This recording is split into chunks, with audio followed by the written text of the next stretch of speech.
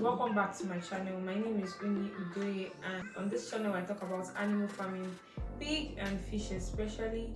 If this is the kind of content you love, for those people that are watching my video for the first time, please don't forget to subscribe, like and share. And if you're a returning subscriber, thank you so much for always watching my videos. I really appreciate it. So from the title, you already know what I'm about to discuss today. So let's just get right into the video without wasting much time.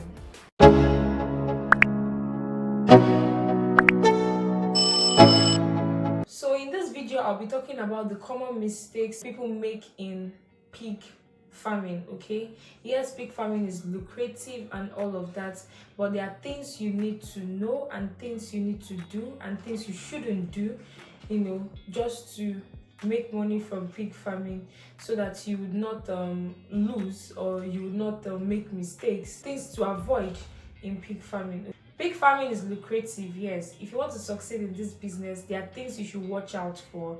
There are things you shouldn't do as a pig farmer, especially as a beginner, and there are things you should avoid, okay, in this business. So in this video, I'm going to be discussing all of that, and please, I'll need you to watch to the end and don't skip this video. First one is starting with a large number of pigs. Now, people view starting off with anything small scale as being mediocre, but that's not entirely true. Starting off with a large number of pigs without knowing how to sustain it or how to manage it is a really wrong move. For example, if you start up with let's say 40 pigs, for instance, at the end of like 6 months, you're going to be having about 400 pigs. Then you have to feed them, for another 6 months before making your first sale. So if you don't have the resources to feed them, you might end up getting frustrated and you end up selling them prematurely just to raise money, for feeding and all of that. So it's really not good to start off with a large number of pigs, especially when you don't have the funds to manage them or to feed them. Okay, so start up with something you can manage. Start up with something you can feed. You can start off with about 2 to 3 pigs, and 2 to 3 pigs can give you about 30 pigs later. Okay, like in less than 6 months, you can give you about 30 pigs. So as time goes on, you expand. That is after you sold your first batch of pigs. Okay, so don't start that farm with pigs that you cannot really afford to feed, because I always say it in my channel, for those that that have been following me, that I used to warn against starting up with a large number of piglets or with a large number of pigs. So please start up with something you can manage. Okay, the second one is regulate who visits the farm. Now, allowing visitors visit your farm anyhow leaves you at the mercy of unwanted diseases such as swine fever. Like, most people that are already into the business knows that there's a disease called swine fever that really attacks pigs, and it doesn't have a cure yet. As at the time of making this video, I've not heard of the cure for swine fever, and swine fever is a very deadly disease of pigs. Like, when it comes like this, it is really, really, in fact, it's not something you should experience, because I've seen it has happened, and it has happened to me, and I've seen it, I've witnessed it firsthand. So you should be careful on who you allow or who you permit to visit your farm. So regulate how people get access into your farm. Prevention is better than cure.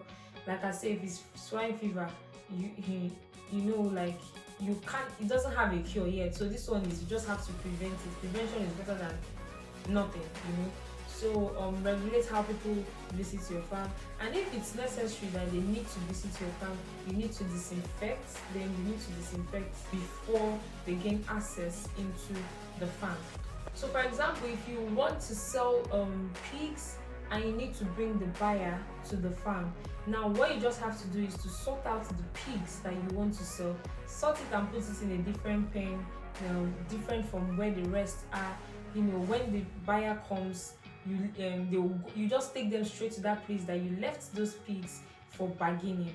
So after bargaining, they can now buy. That's after they bargain and it's okay for you that you want to sell to them, they could just from there pick the pigs and you sell it off. Okay, and before you do this, don't forget to disinfect the entry of the farm. Okay, disinfect the entry of the farm. That's before they come in and after they have gone. Okay, disinfect the entry of the farm, and don't make sure not to go back to where the rest of the pigs are after selling. Okay, because this disease called swine fever, it is airborne. It is airborne, so you just have to be very, very careful. I think I'll still talk about swine fever and prevention and every other thing. I might discuss it in my next video. I don't know yet. So that's just it. This practice, it should be a top priority because a healthy farm is a profitable farm. So please be careful, regulate your visitors, like people that want to, I want to see, because sometimes most people will not tell you that they've gone to another farm and they will come to your farm. And when they come to your farm, if there is swine fever in the other farm that they went to, automatically they are going to bring it to your farm. So you just have to be careful. You just have to make sure that you know who's coming to the farm, and make sure you clean your farm, disinfect it. Let there be disinfectants when they enter the farm, and just to avoid a whole lot of things. Okay, prevention is better than cure. So it's better to get your buyer to the farm and ensure safe hygiene practice rather than taking them to the market, because if you take them to the market, you might end up taking them to the market healthy and bringing them back to the farm sick, and they might end up infecting all other pigs in the farm. Okay, so make sure you get your buyer ready. Like, let your buyer come to the farm and buy. Don't take your pigs or piglets, anyone, to the market. Avoid crossing siblings. Okay, like pigs that is of the same parents, avoid crossing them. In fact, don't cross them. How you're going to do this is to make sure you separate, when they are growing. Just if you have something like that in the farm, like if you have too much pigs in the farm, just separate them when they've gotten to the stage of crossing. Separate the male from the female. Okay, just separate them. And also, don't buy sow or bow from the same farm. Like female pigs and male pigs, don't buy it from the same farm, because you might end up buying pigs that are of the same parents, and when you cross it, like this thing can be really frustrating, because when you cross it, you end up not giving birth to good pigs. Like, you end up giving you what you don't want. Like, for example, you might end up having piglets that have weak limbs, that are unable to stand, a lot of things. So just avoid it. If you have too many pigs in your farm, separate them while they are growing, so that they don't cross, so you don't start doing inbreeding in your farm. And don't buy female pigs or male pigs from the same farm. Go to, for example, you can go to the north and buy male pigs, go to the west and buy female pigs, for example. I'm not saying if you go that far, but just buy from different farms. Okay, so even when they are even like still piglets, you can separate. In fact, not you can, just separate the male ones from the female ones and allow them to grow. When you're weaning a pig from the mother, just separate them immediately. Don't say maybe later you do the separation and all of that. Just separate them. Like, just take the male to one side and female to one side, and they will grow up differently. Like, don't leave them to grow up together, especially when you know that they are from the same parent, because before you know it, they will start crossing each other. Very soon one will just take in and be pregnant, and you wouldn't know. So just to avoid inbreeding in your farm, just separate male from female when you are weaning them and allow them to. Okay, then you know what you're going to do with them. If you want to sell the male, fine. If you want to sell the female, it's up to you. But just so you don't have inbreeding in your farm, please separate the male from the female and avoid crossing pigs from the same parents. Okay. The fifth one is quarantine a new pig. So anytime you have a new pig in your farm, please just separate them. Don't put them together with the ones you already have in your farm. Just quarantine them, isolate them from others, leave them there, watch them for days to be sure they are healthy enough. Because if you're a newbie, like, most farmers won't tell you that, oh, this pig is not healthy, or this will just sell it to you, and you wouldn't even, you will not even know. You will just carry it and come and put it in your farm like that without proper checkup. Do you understand? So when you get a new pig, whether the person assured you that, oh, it's okay, this one, that one, you can believe the person and buy it if you like the pig. But when you bring it to your farm, please isolate them, like take them to another place, like leave the pig in another place, watch it for days to be sure that pig is healthy before they come in contact with other pigs in your farm, so that they don't spread disease. That is, if they are infected from where they are coming from, and you just put them into your farm like that, they will infect other ones, and before you know it, you start having problem in your farm just because you went to buy a pig. So that's just it. Isolate them, watch their feeding, watch their movements, be sure they are healthy. Be sure they are healthy before they come in contact with other pigs, so that they don't end up transferring pathogens to other pigs. And if you are like, when they are on isolation, like, I'm sure you would want to clean the pen and all of that. First thing first, clean your own pigs, like where your own pigs are. Clean their pen first before you go to that pig or that pigs, wherever the new ones. Then when you clean that pen should be the last pen you will clean in the farm. So after cleaning that pen, you just go home, like change and go home.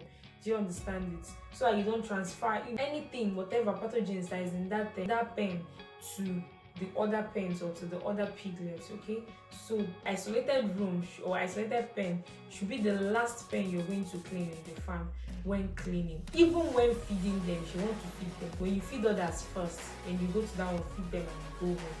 Okay, so that is just it. Please, this whole thing, you should be very, very careful with it. You should be very careful, because this is a mistake that most people do. When they do it, they might end up not managing the whole situation, and they will start losing pigs, and you are losing money.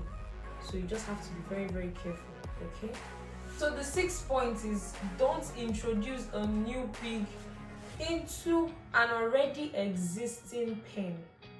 Like, don't introduce a new pig into a pen that already has pigs. Like, for example, a pen that pigs have already been staying for months, for weeks, for even for days. Don't introduce a new pig inside that pen. Okay, the pigs that have already been in a pen for weeks know themselves. Okay, so please don't introduce a new pig into that pen, because if you do, all of them will gang up and attack that new pig till it dies. If you don't intervene on time, they will end up killing that pig. So please don't introduce a new pig into an already existing pen. So if you want to introduce new pigs and you don't have enough room in your farm, then what you just have to do is, that particular pen that you want to put in that new pig into, bring out all the whole pigs in that particular pen where you want to introduce that new pig into. Bring them outside, probably the farm premises or the veranda, like where the pen is built. Bring it out to an open space. Bring all the pigs out to an open space. All the pigs in that particular pen where you want to put in the new pig, bring them out to an open space. Then leave the new pig with them. Then let them just stay for some hours, for some time, a long period of time. Just allow them to stay there. Then you open, like, the pen that you want to put in that new pigs, open it and send them all back into that pen. Why you're doing this is to create a neutral ground for the pigs. Okay, is to create a neutral ground for the pigs. So with this, like, they've already mingled, they've already mingled and all of that. Then in an open space, you just have to, like, send them back into that pen. So with this, they will not fight, they will not attack that new one. That is if they even know that this person is new amongst them. Okay, even in fish farming, you can't just get feather fingerlings or juvenile or even big fish and just put into a pond that way without creating a neutral ground for them. They are going to kill that fish. Do you understand? So you just have to be careful with all of this, like this, farming. You just have to be careful and know what to do and what not to do. Okay, so that is just it. So before I go into the next one, please, if you've watched to this point, I hope you've already subscribed, and I hope you've liked this video, and I hope you're going to share this video to family and friends. Don't forget, you can reach out to me on my Facebook page at Udoye, my Instagram at Udoye, and ask me anything, ask me any question. If you want a Tarpaulin Pond, if you want farm consultancy, if you want to buy piglets, pigs, any size at all. If you also want to buy fingerlings and juvenile, any size at all, brood stores, please reach out to me and I will be there to attend to you. Okay, so if you also want to ask me anything, like just normal questions, please drop it down in the comment section and I will reply. Okay, seventh point or seventh thing you need to watch out for, like mistakes people make in pig farming, is always have a reserve room, like an emergency room.